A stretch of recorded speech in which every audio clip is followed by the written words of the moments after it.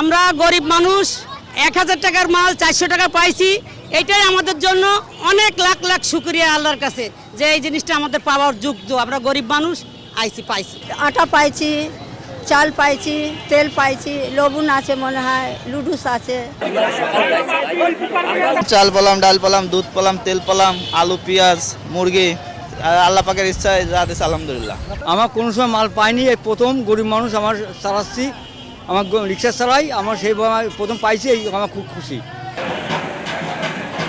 কত সময় তো আমরা আমাদের ক্ষমতা থাকে না কিনা, ঠিক আছে। এখন যাক ক্ষমতা এসে 400 টাকার জন্য যদি আমরা 1000 টাকার জন্য পাই, তাহলে আমাদের জন্য ভালো না। 1000 টাকার মাল 400 টাকায় পাইছি, তাতে আমরা অনেক খুশি। অনেক যারা দেশে তাকে অনেক দোয়া করি। যে আমাদের আশেপাশে অনেক মধ্যবিত্ত লোকজন আছে যারা আসলে বলতে পারে না, মুখ ফুটে কারো কাছে চাইতে পারে না। তো সেই উদ্দেশ্য থেকে আমাদের এই ঈদ বাজার আয়োজন করা। আমরা 800 টাকার পণ্য 400 টাকা মূল্যে একটা মধ্যবিত্ত মানুষকে দিচ্ছি।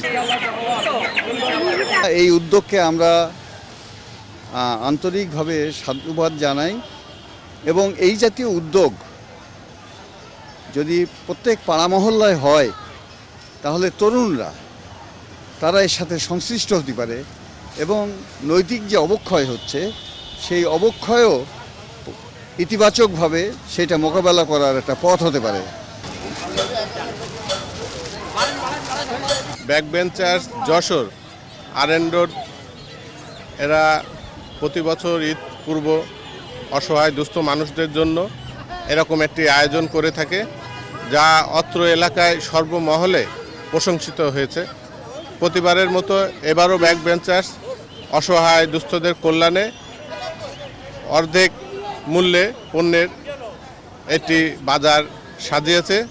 অসহায় মানুষরা আছেন এই বাজার ঈদকে সামনে রেখে তাদের খুবই উপকারে আসবে বলে আমি মনে করি। সমাজের বিত্তবানদের কাছে আমার একটাই মেসেজ থাকবে যে এই ধরনের প্রোগ্রামের সাথে আপনারা থাকবেন, আপনারা সহযোগিতার হাত বাড়াবেন, বিত্তবানরা যাতে এগিয়ে এসে এই প্রোগ্রামগুলো সফল করে।